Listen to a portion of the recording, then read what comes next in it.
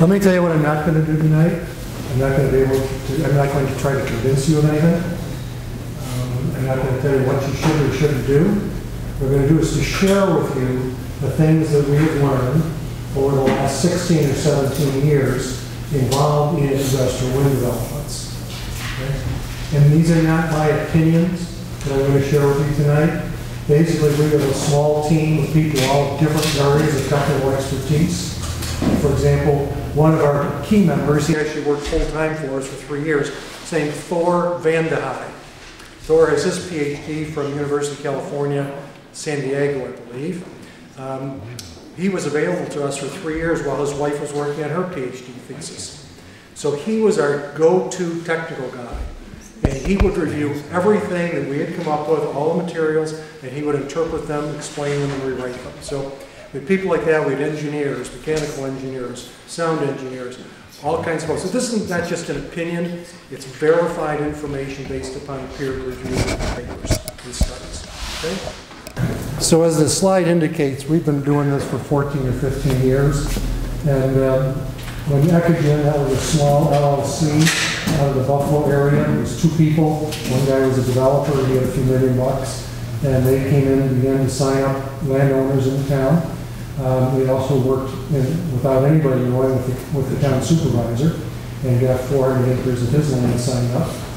And so that was a struggle every day. After 8 years, we lost the Supreme Court lawsuit, but they ran out of money. So they're gone. And we may again see new developers try to come in. We've got some beautiful hills with pretty good wind, but we've also changed the way that we're using our zoning laws. In the past, what our planning board would do is whenever a new threat was coming in, they'd call a moratorium 6 months, and then write something to deal with that particular challenge all at once. So we have this really complicated code that was written by so many different people for so many years, it was almost not understandable. So what we said is let's go back to our comprehensive plan, which was written in 2005, and that lays out this is what the people of the town want for their future. That should be the basis for all of your zoning code. So we went back in that and looked at the surveys and so on. What was most important to people? Natural peace and quiet in the town. Scenic beauty. Recreational opportunities. Nobody thought they wanted to have anything industrial. In fact, they wanted us to avoid any industrial development in town. So therefore, we went back from the beginning and said, let's identify what impacts we want to evaluate from any type of project. It could be a noise impact, it could be traffic, it could be emissions, whatever it happened to be. So we have a list of these, and we apply those to any new developments coming into the town. And basically, our people are saying, we really love the peace and quiet here. So if someone's coming in and they're going to have 40 deliveries an hour down Italy Valley Road, it's probably not going to be approved. But it's a better way to think about what you're protecting, because you're always talking about protecting the rights of the people of the town in terms of the future that they chose. Next slide, please. When this first came in, I mean, I was open. I didn't know much about industrial wind at the time. I'm thinking, you know what? We've got good wind up here, we know that. We know that. It's good wind resource at 1,900 feet above sea level. And we've got a lot of space.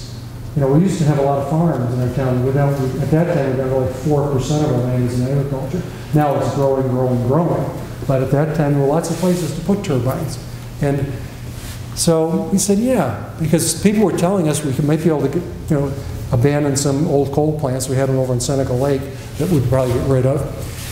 Remember, foreign oil was an issue at that point with OPEC raising their hackles back 15 years ago. Lease payments for landowners would be good, because a lot of our folks are kind of scraping by. It's even another 3, 4, 5,000 would make a difference. But first time we went to a presentation from the developer, they showed us a whole bunch of slides, and for my background, every single slide was falsified.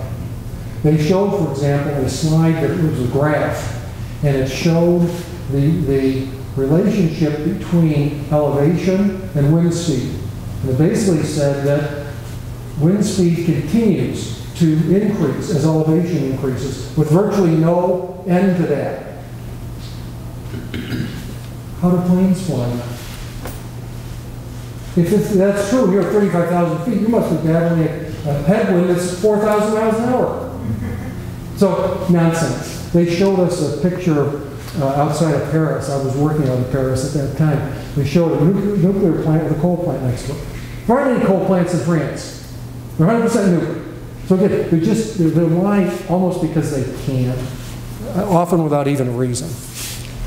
Okay, let's go to the next slide. I want to focus that we're not opposed to wind energy. We're opposed to wind energy in rural recreational areas. In other words, nice, quiet, beautiful places where people also live. First thing we're concerned about is taxation versus pilot. Everybody know what a pilot is? A payment in lieu of taxes. In other words, your property, a portion of your property, taken off the tax roll, so you don't get taxed, but you agree also to pay money, a certain amount of money. Pilots were intended to reward developers for coming in and creating good-paying jobs. That was the purpose of the pilots. Wind turbine or wind projects, like the one in Cohocton, employed 300 people at one time. 300 people. 150 were from out of state, from Pennsylvania, Minnesota. That money isn't staying in New York. The other 150 were mostly illegal aliens. Okay? They didn't stay around too long either. After those 300, we also had 6 iron workers out of Rochester hired as crane operators. So we had 6 jobs for 18 months, 6 real jobs for people that live near us. No other jobs. Right now, I think there's 1 part-time person there. But also the pilot that was set up there was negotiated by the town of Cohocton. Typically, IDAs do that, but they wanted to do their own. So they got a pilot that was going to pay them about $500,000 a year, which in a town like Cohocton or Italy, that's a lot of money. I mean, my budget as town supervisor was $600,000. So somebody's going to come in and give us $500,000, that kind of gets our attention. Well, I was over in Cohocton not too long ago and learned that pilot isn't there anymore. The developer canceled the pilot and instead did a host agreement with the county, that county. So Cohocton's not getting any of that money, but in the years they were getting it, we increased their spending. So now their taxes that you would pay if you were there were up 36% year before last and 48% this year. Because you got to make up for all the stuff they bought and now they have to take care of it. So you want to be real careful about working on the taxation and pilot thing without understanding all the issues. Now, every single turbine that's ever been built is going to need to be decommissioned at some point. Anybody ever fly into LA, go over Altamont Pass, ever notice that, just on the side of Hot Springs? There are 10,000 turbines there, dead. Some of them no blades, some are tipped over, broken, some of them hit by lightning. There's no decommissioning funds. Now, what does it cost to take down a 4.2 megawatt unit, would you think? That's what they're proposing for here. It's probably more between 500,000 and $1 million. Just think about getting something that's 600 feet in the air. It's already in rough shape because they're decommissioning it. So there's lots of bad things that can happen taking a tower down side. So if you're going to get them, but it's not just the tower, you got the blades, the nacelle. How far down is the foundation go? You know? Anybody know? The 1.5s in Cohocton went down 25 feet. I'm guessing the 4.2s are going to have to get down further than that. I don't know. One other thing you want to think about too, I'm going to get into propagation of infrasound. If you, in fact, so where we are, if you're going down 50 feet, you're in the bedrock. Any place where we live. And the bedrock is shale, and it propagates infrasound immensely well. Is that 50 feet? Is that 500 foot or 600? So if you're going to have a project, they have to put up a bond. They can't have a promise. You need a bond that a third party holds. And it has to be for full decommissioning cost. And the cost I didn't mention is what you do with all this stuff. Because some parts of it, a gearbox, you can recycle. The tower itself, I don't think you're going to be able to recycle it. It's resin and stainless steel wrapped. Other parts of it have some toxic materials in them. So this is not an easy job to take down 50 or 60 turbines. But then you've also got your collection lines. How deep are they talking about their collection lines being? 48 inches. That's not enough. It's got to be at least 5 feet in this climate. You know how deep they were in Cohocton? They used a chisel plow. Yeah. They're down that deep.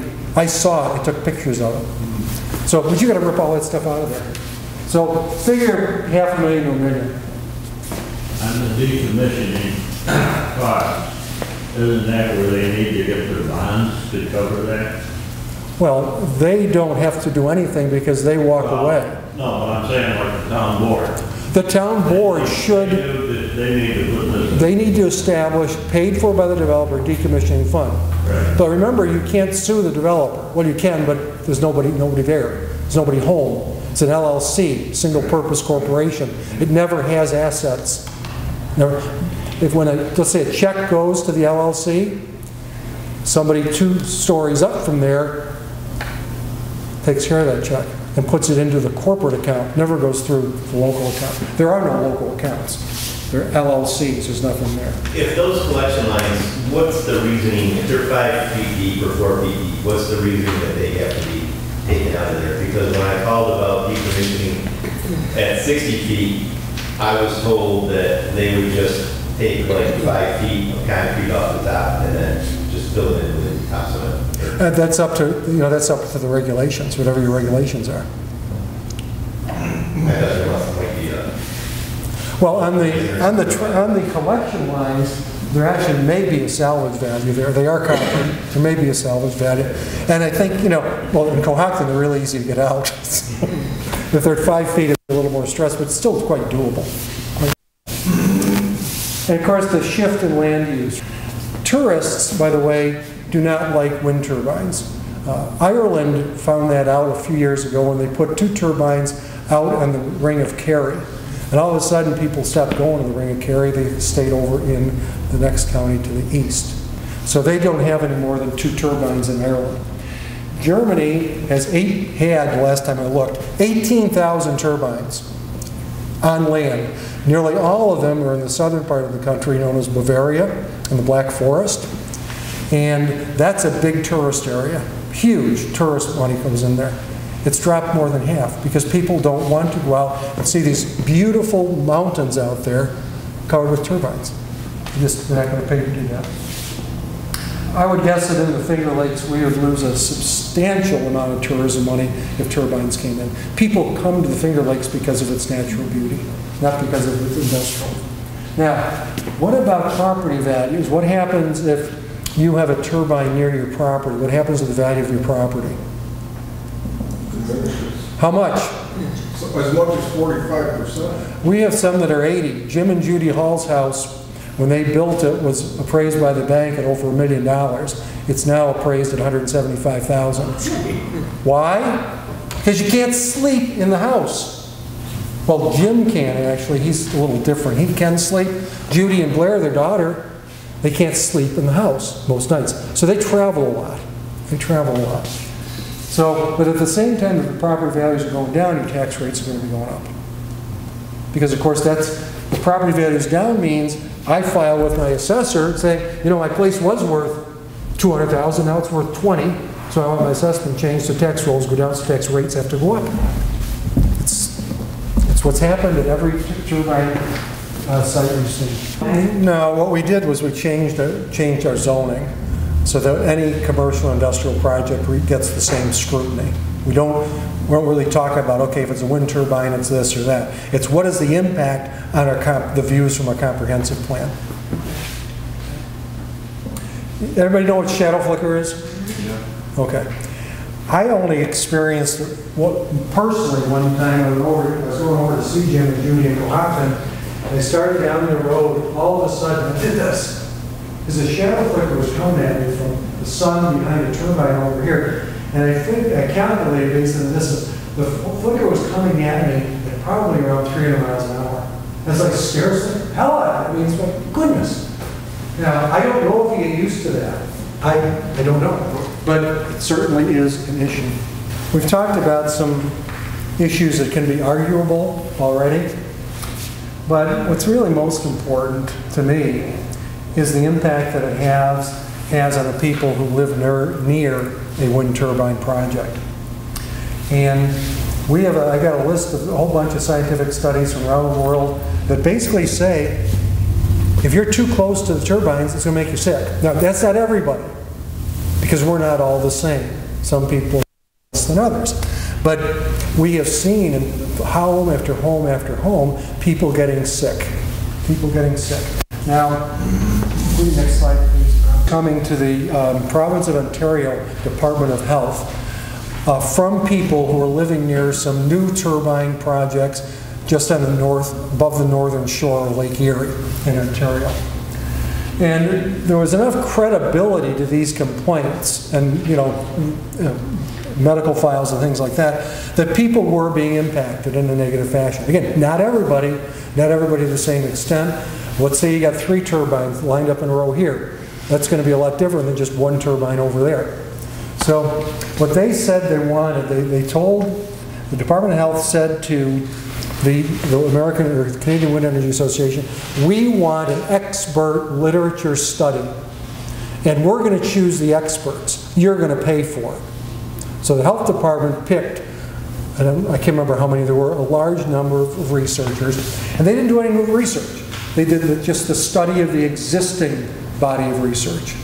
And they came to a conclusion, and they first coined this phrase, wind turbine syndrome, which means it's a group of symptoms that together make up a disease. We can get the next slide there.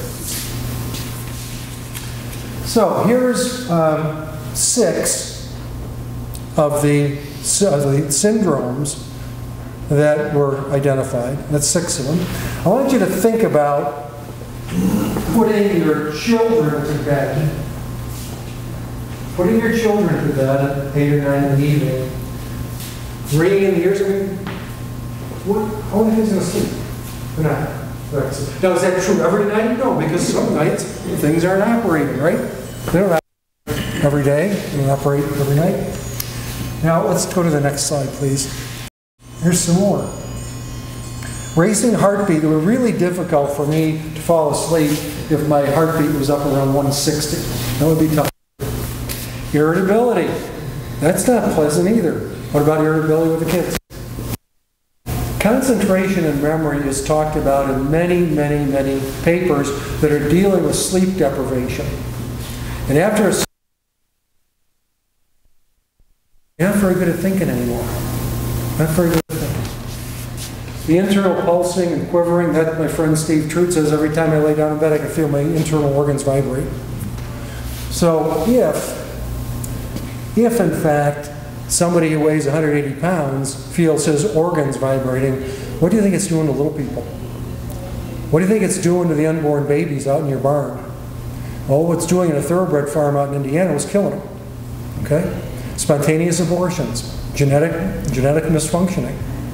This is the issue when it comes to industrial wind. This situation here.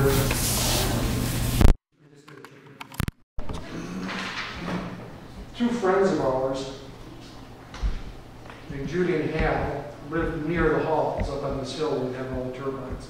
And they even agreed to put a turbine on the property because although they read about the noise issues, the developer said, you know what, it's going to be just like having a refrigerator 1,000 feet from you.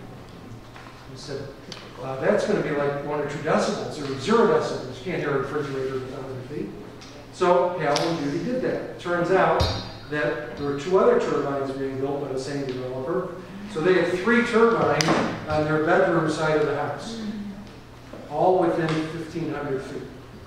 So they couldn't sleep in their house. Now Judy, she was 5th generation on the farm they were on, okay, from the hills of Kodak. Hal was a retired attorney who was also a town justice. They're really good, nice, healthy people. The first week the turbines started to operate, Judy began to have severe migraines. She never had migraines before. She never got sick. She was a very healthy farm girl. And we could begin to see Hal begin to fail about 6 to 10, 12 months later. They would actually go up to Canandaigua sometimes 2 or 3 times a week to get a hotel so they could sleep. They're both dead. The wind turbines killed our friends. These were good people. Hal came down with all kinds of heart disease. He had no heart disease in his family. He had no symptoms. But the constant, the syndrome, all these different things went on. That's how why Jim Hall with a heart attack. And his cardiologist said, you know any symptoms? Stress. Stress caused a heart attack. Fortunately, he's recovered. Now, you've all been up near wind turbines, have you? They're not very noisy, are they? Depends on when you go. Yeah. Depends on when you go, but I mean, you hear your blower there, the ventilation fan. If the turbine's being moved, you get all these grinding of the gears. Same thing if they're moving the blades. There may be some other noises, but quite honestly, they don't make very much noise that we hear.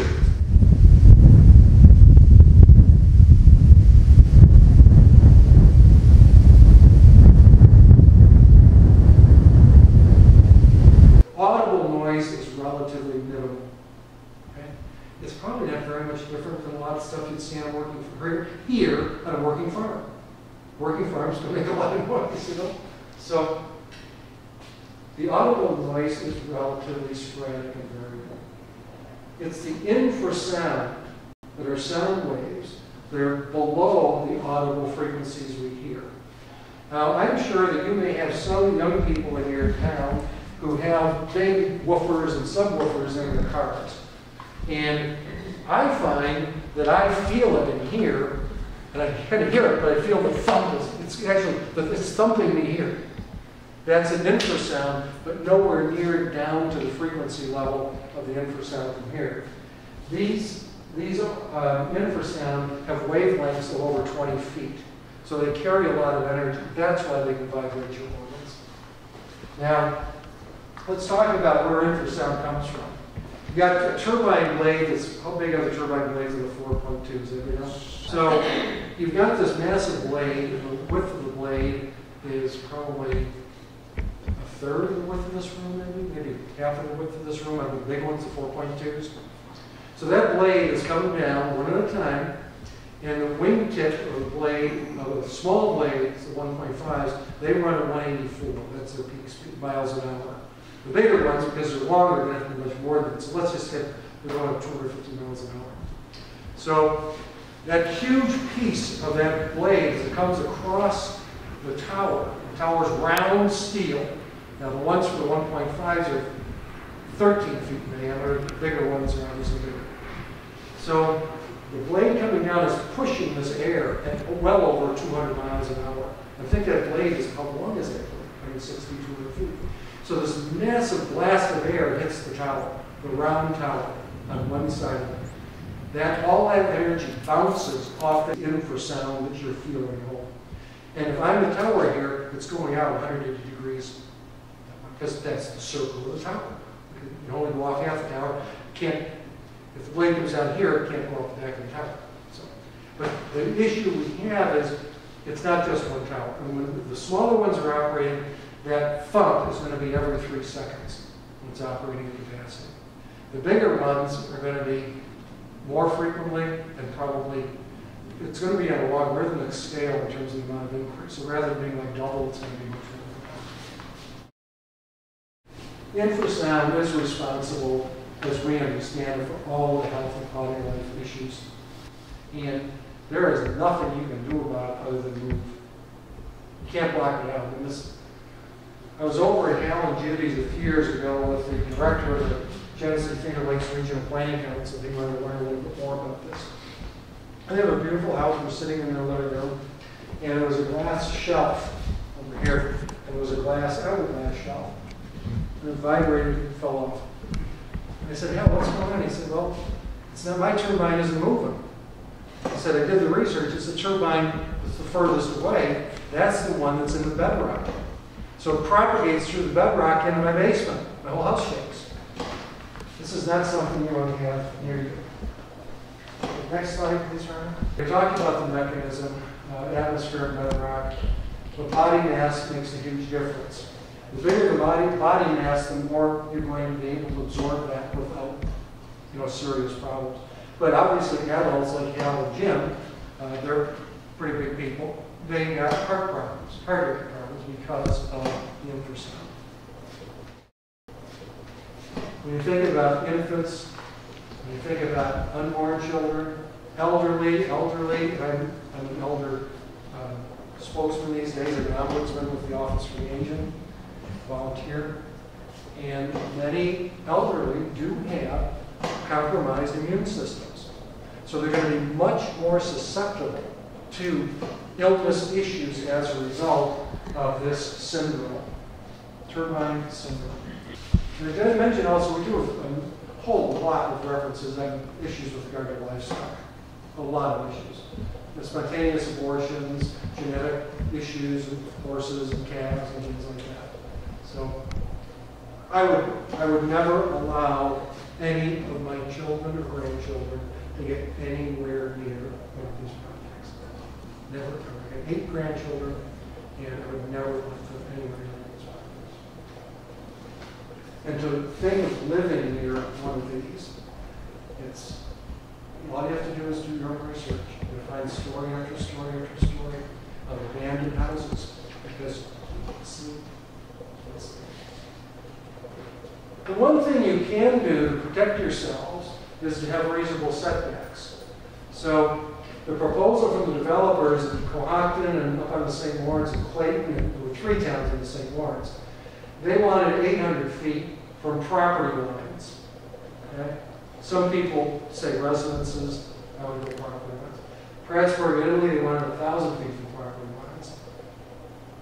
But what the health departments have said in Ontario, in Australia, Maine, and Massachusetts is these guys are at 6,600 feet, which is more than a mile, and these guys are 13,000, which is almost 2.6, 2.7 miles. And yet, our own experience in Prattsburg and Cohocton is that at 2.5 miles, you still have some of these impacts. Now, we've got 1.5 megawatt units there. You come in with 4.2s, I'm not sure that 2.5 miles is a safe setback anymore. And we'd like to have somebody like Thor Vanderheide, such as a medical school, go and do the calculations, because they're going to have to do that. But the impact from 4.2 would be, I'm guessing that you would have serious issues well over 2 miles from the turbine. But then also think about the fact that you've got multiple turbines there, you're not just worried about one. And so these are all going to build up and grow as they come in. So if you're, let's say, within 2.5 miles of 5, 6, 7, 8 turbines, there's going to be serious issues that you deal with. And the health issues these are nasty health issues. We did use for a while, sleep deprivation is a form of torture.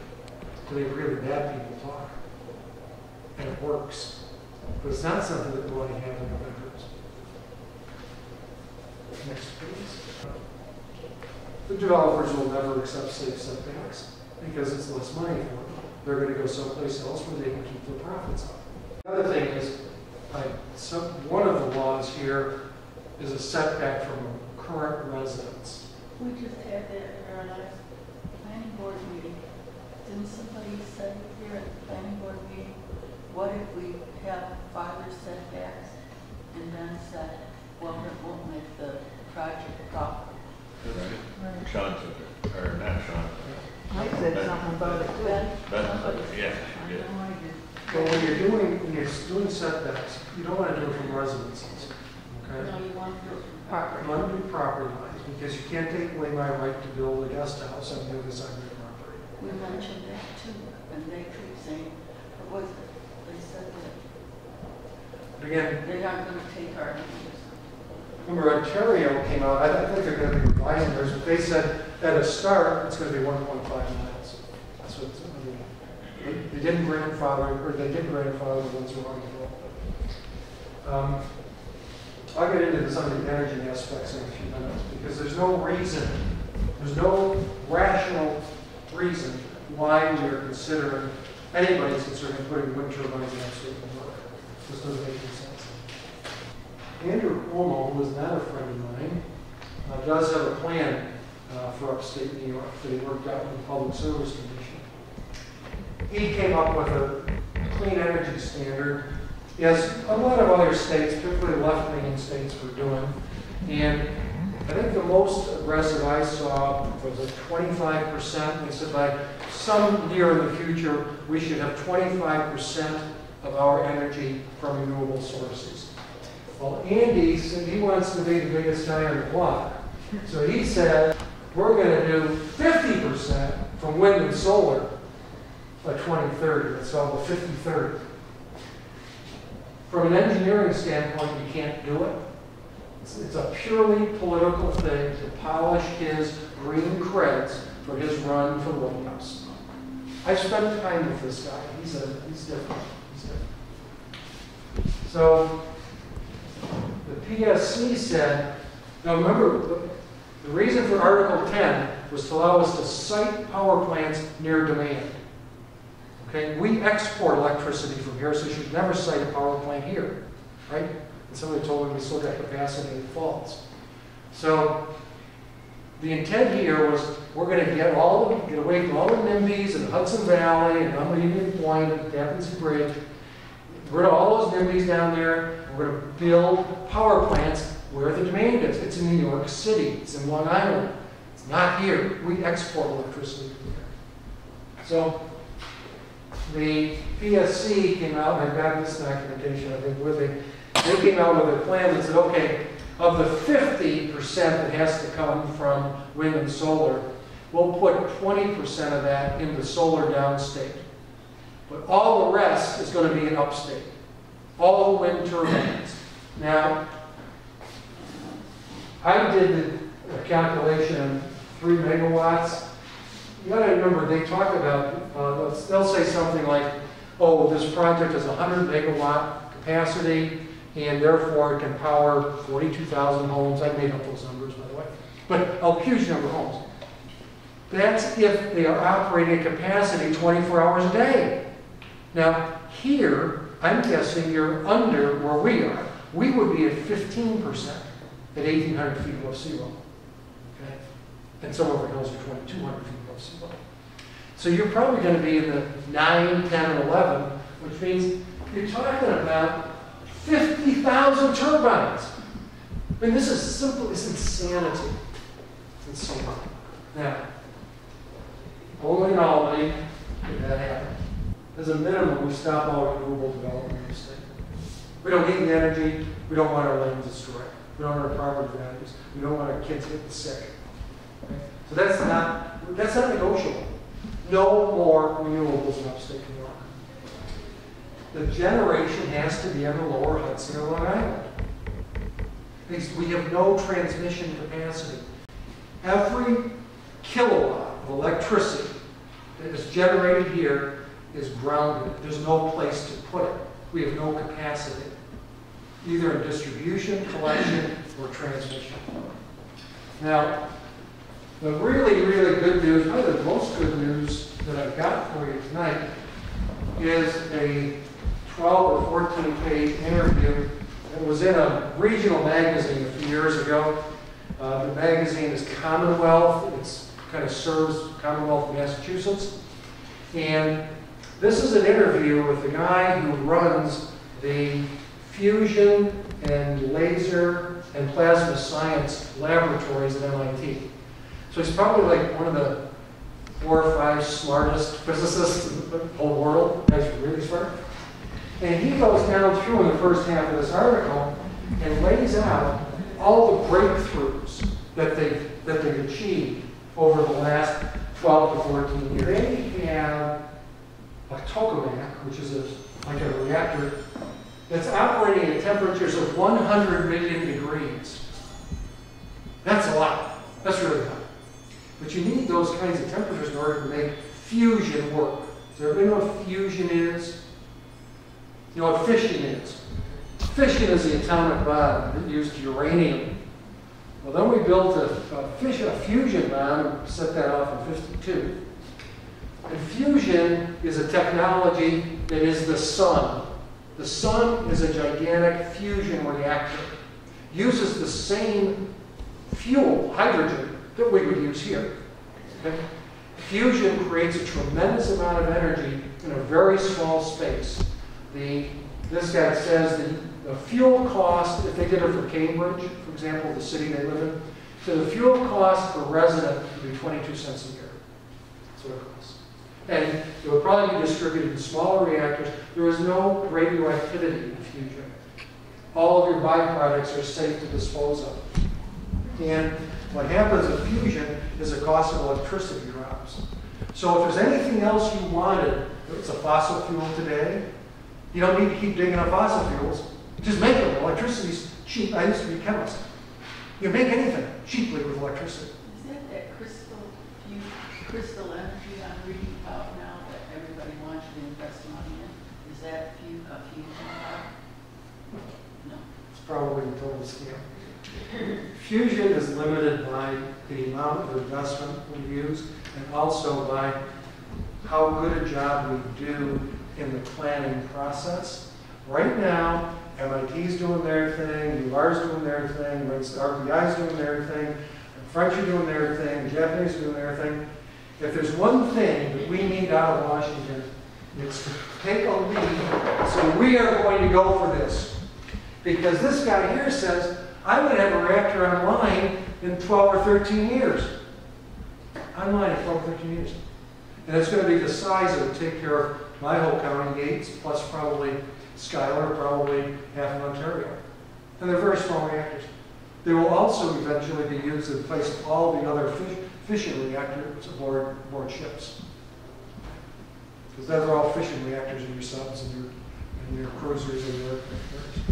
So what's amazing to me about this, because I've been following this for a long time, and the old story was fusion's about 50 years away, but always will be 50 years away. So now you got the smartest guy in the world on fusion saying, you know what? It's coming. And with fusion, you don't need a transmission system. You generate it locally. Think of what this means for a country like Africa. Think what it means for South America. Most people that don't have electricity. So you build small fusion reactors and deploy them. You don't build transmission lines to all these small villages. You just get really little reactors. And they're safe. Have you read about this in any newspapers? No. No. Why? There's a whole lot of people that don't want to think that fusion is going to work. Who? Oh, the people who are making money generating electricity today. People are taking, selling fossil fuels. All that stuff. There's huge lobbies out there. But I'm going to go see our senator, state senator, on Thursday, and we're going to talk about this and what this means in terms of good policy for us. It's so simple. It's a wonderful, amazing thing. We're looking at that sun now for a long, long time and said, when are we going to get that energy down here? Now it's, in near view. It doesn't matter if it's 10 years or 15 either, because whichever it is, you can fully deploy it around the world by 2040 or 2050, and all of a sudden the other thing people are concerned about, which is carbon dioxide, will never ever be an issue. And you know what? As a farmer, I like carbon dioxide. If they take all the carbon dioxide away, I can't grow anything, and we all die. Carbon dioxide is also a very nice molecule. Whatever makes sense locally or regionally, that's what you use. If you've got natural gas turbine, use natural gas. You got coal, use coal. I don't care. It doesn't make any difference. The future is near. Okay? And the technology used on an interim makes no difference whatsoever. People say, oh, coal's dirty. Hey, in 10 years, it's cheaper to build a new oil. Okay. One more, please. Article 10. The purpose of this, as I mentioned before, was to allow us to site power plants down in New York City area. Now, it's being used to site 40,000 turbines in upstate. And there is zero transmission capacity. That's what this whole article here, this came from the New York Independent Systems Operator. They're the people that run our entire our entire grid system. And they wrote all these comments, 14 pages, explaining in a nice way that your plan is asinine. It won't work. You can't get electricity from here to New York City. If you build a transmission line, you have tremendous line loss. Tremendous line loss. They're having problems with line loss in Europe at 50 miles from the offshores. Okay? It's 280 miles from New York City. More Don't than you? that. Yeah, well, but because you do have to go, you have to go east and then south. There's no capacity over the Catskills. You have to follow the thruway, maybe so. But again, I don't want to get into anything Trumpian, but there is something to be said about having a press where reporters have become repeaters. And a narrative is put out there, and the narrative simply becomes real because that's what somebody said. And, here's the real story. It's about fusion. It's about stopping this, and that's what I'm going to be talking to Senator Miller about on Thursday. Article 10 is being misused. That's something else I'll talk with tenants on Thursday about. This will never happen, this 40,000 turbines. Will never happen because at some point somebody's going to realize, you know, we haven't done anything to create usable clean energy. Because these 40,000 turbines can't send it anyplace. So they won't build 40,000. They'll build a few more, and I would expect that within the next few years, particularly if Cuomo is not reelected, I don't think he's going to run again after this. I think we can enlighten enough of our legislators and senators to get them to stand up for Upstate. Andrew Cuomo doesn't feel a rat for Upstate. He lives in Manhattan. He doesn't live in Albany. He lives in Manhattan with his girlfriend. Just breathe through this if you would.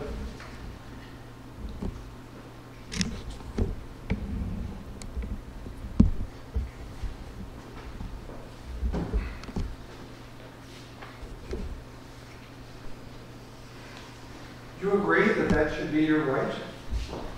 Mm-hmm.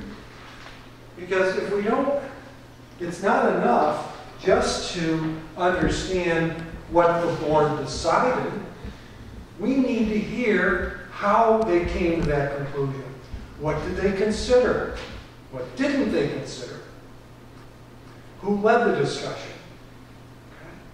So this is kind of like the introduction to the Open Meetings Law. Next, please. The Open Meetings Law limits executive sessions. That's when what the board has to do is actually have a motion. I move to go into executive session for the purpose of a personnel discussion. You can't just go into an executive session, remove that, and vote on it. You have to give one of these reasons. Public safety, the identity of law enforcement, criminal offense, litigation, collective bargaining, union negotiations, or personal discipline matters. Those are the only reasons. There are no others, and they have to say which. And any motion that is made in executive session must be part of the meeting notes. The exact motion made and who voted for it and against it. That must be there. You will not include in the meeting notes, the board meeting notes, what was said in executive session. But you do have to identify that's one of these reasons. So are minutes taken during the executive session just in the public? Are minutes taken? It depends on what the town does. See, different towns have different rules. Some towns say the only thing that we're going to, actually, in many cases, the clerk is excluded from session too. So it wouldn't be anybody taking minutes. Right. That's yeah. No, what has to come out is this is a motion that was made and carried or not carried. But in the minutes, it does have to say that executive motion or executive session took place and why it took place. Even before that, you have to have, while it's still an open meeting, Brad, I move that we adjourn into executive session for the purpose of discussing the current union negotiations. Do I have a second? Second, we vote. All that is done in front of the people. And I would, at my board meeting, I'd say, don't worry, folks, it's not going to be long. It's just a couple of little items we'll be content us. But we can either go in the office or you go outside or go outside. But yeah, that has to be there and it's reflected in the minutes. You have a right to know. And when they come back in, if they made a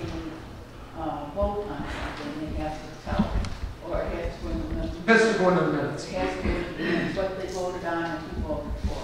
Well, but the voted on is going to be very general. Very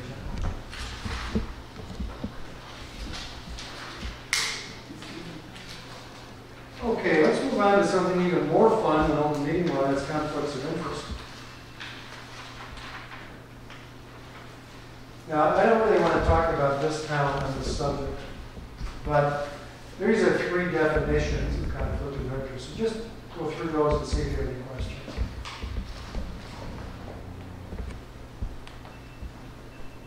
Because they're a little different.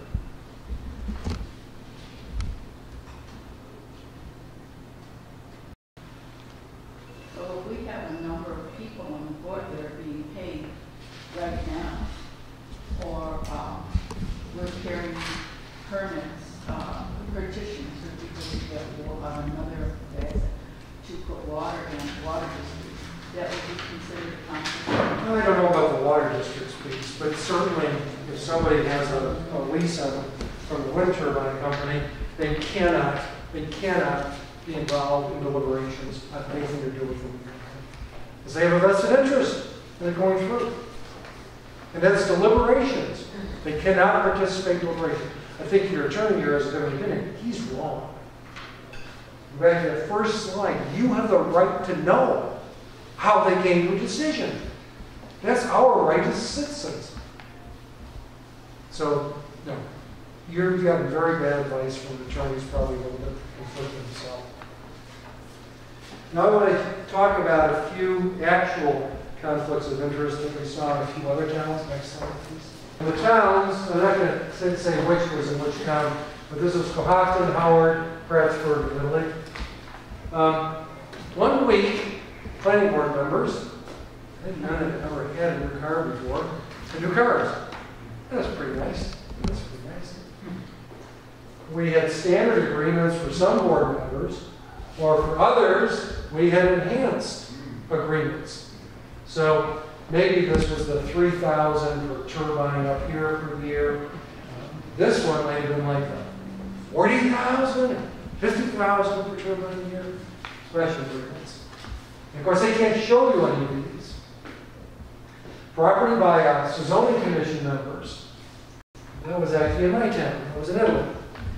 And we had some members of our zoning commission who didn't like the fact that turbines were coming up near their houses. Both their houses were worth about $175,000. So the town supervisor ordered Ecogen to buy those people out and make them happy. So those 2 families there, plus at least one other, received for their $175,000 house, how much? 500,000. And that, of course, was public now because it goes with the deed transfer. It was in the paper. So Mr. and Mrs. Christmas, that's their name, they got $500,000 for $175,000. Cash paid directly to town board members. In all their meetings in Cohocton were at a B&B, just south of North Cohocton. When do people go to jail for breaking these laws? Can't get enforcement. Remember, I'll talk about that in a minute. But the developer from First Wind, he used to stay at this B&B. It was a big B&B, 337, a beautiful place. It has since burned to the ground. But the owner of the B&B, she would serve them. They'd say they would do their town meetings there, in the dining room of the B&B. They were doing with town hall. These were all meetings kind of off the books. And so she'd hear all this stuff going on. And so after one of these meetings, when she's listening to the board members say, well, we gave 10,000 more for this, 20,000 for that, he says to her, I'm not doing it anymore, I'm not paying anymore. He did. But this woman testified to the Attorney General's office at my house. But then Andrew Cuomo said to his people, you can't investigate that. Upstate doesn't matter. So let's move on one more. There's a complaint notice online, the Public Integrity Bureau, and if you're going to do that, and Rob and I talked a little bit about this before, I recommend that you have an attorney like Gary Abraham, best municipal attorney in the state. He's a wonderful man. He helped us tremendously. Have him draft a complaint if you're going to go in that direction. And we've been working with the AG for a while. First meeting was in September of 07. Maybe everyone want to hear about it. Then we spoke with the Office for Public Integrity Director in May of 09. I talked to her for 2 hours, and she was genuinely interested. She said, it's going to take me some time, but I'll get to it. I'll get something done. So we then began conference calls with Sally and Andy, both Assistant Attorneys General. We sent them hundreds of pages of information, and not just from Cohocton, Ridley, and Prattsburg. We also got had in touch with all the other citizens groups from Renewable and said, here's your contacts, if you got stuff, send it to them. So, next slide. So, a couple months later, Sally, Andy, and the investigator came to the house. It was supposed to be an all-day meeting. But after about 2 hours, they heard just Cohocton. We hadn't gotten to Prattsburg and Italy yet. And they took a time out and said, we're not even getting, skin deep here. Let's do Cohocton. So they spent the rest of the day until about 9 o'clock at night. And they worked very, very hard from 08 and early 09. And then Sally was reassigned later in 09. And Andy continued, but they basically took away all his tools. He couldn't interview anybody. He couldn't talk to a town official. And then his job then became, you've seen the WIND code of conduct? Right. Okay, someday. It's something they put together to cover Andrew's butt because he wanted to make sure there was paperwork that said, we'll never do any of these bad things. So that's what the purpose of the code of conduct. So that Andy said, well, I didn't know that was going on. They sent me the code of conduct, said you were in accord with all of our objectives. So that's what Andy did for the rest of his time in the OG. He just received a copy of this. Next, please.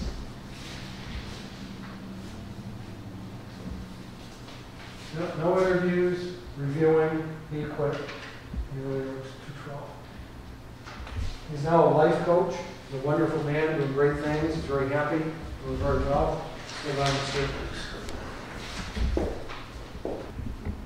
You expect that what's the purpose of government in this country? There's one thing it's supposed to do. Protect it. It's to promote the health and general welfare of the public. That's at the core of what they do. So if someone's personal interest, my desire to get 4 leases is important to me, you know what? Maybe I am more important than the rest of you folks because I'm getting $40,000 a year. And this kind of stuff, violation of all the meeting laws, is an epidemic in the state of New York. It's an epidemic. I mean, our board did it back, 15 years ago. They came, even in the town hall, on the day that the town hall was locked, they had a meeting with Decommissioning representatives. So, I mean, it's a pattern. I mean, did we have something in there? I guess we did. Is there anything in there about some of the other criminal activities, market allocation? No farmer, no landowner that we've ever seen ever got 2 developers coming to sign up a lease. They allocated Cohocton, a red line around it, the first win, part of Prattsburg and Italy, and a line around it for Eckingen, and never the 2 did cross. The same thing is true up on the St. Lawrence. Town A is Iberdrola, Town B is somebody else, Town C is somebody else. And again, the same thing as some of the ones from here. The developers initially come to the large landowners, who in many, many cases are also on boards, and they get everything worked out. Howard was the poster child for that. Wind maps are public documents, but, and I did a lot of work with them and found out that about 15 years ago, the wind maps were being revised. The wind map from 15 years ago has class 4, no class 5 winds any place in the state. Class 4 winds we have on some portions like around Oswego on Lake Ontario and Long Island has some class 4 winds as well. So where we are, we have barely class 3 winds. We're stronger to almost class 3. They created a wind map that showed their project in the town of Italy located in class 4 wind with this irregular shape. And it's like, well, wait a minute, that's not even the highest hill. The highest hill is over there blocking it. So I called the people, this was some company down in Connecticut, Massachusetts, who was building these TWS 2 winds. I don't know why I remember that. But I said, look, why are you creating these false documents? And he started arguing with me and I said, look, we didn't all of a sudden get stronger winds on this hill. They're the same they've been since 1958 when we got here. Why are you falsifying the documents and you're going to the state? And finally I said, well, you know, they want us to kind of enhance them and make it look better for the, the people who are going to be buying into the project because it'll be better returns. I said, so we're submitting forged documents to the government. He said, well, I wouldn't use that word particularly. So it's so antitrust. The other part of antitrust, in addition to the market allocation, is that they just all work together. Every one of these big infrastructure companies is in bed with all the rest of them. And I'm guessing that if the AWEA meetings, that's when they all get together and say, okay, who wants this part of Iowa? Who wants that? Let's give us your best bid. But they will lie whenever they can. I mean, Ecogen in all of his paperwork also describes itself as an industrial scale power producer in New York State. They never generated anything. They built strip malls. That was their business. And they were, at one point, they were doing projects, trying to do projects in Wyoming County, 2 counties up north, and then over in Steuben and Yates, and they're kind of gone now. But they will say anything they want to say. We don't need these renewables. These turbines will never get taken down. They're going to be obsolete as soon as fusion is here.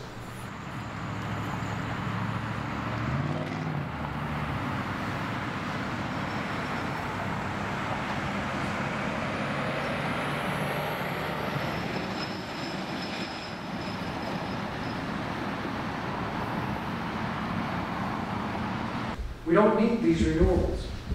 These turbines will never get taken down. They're going to be obsolete as soon as fusion is here. The guy has the lab said it's going to be 12 years, 12 to 14 years.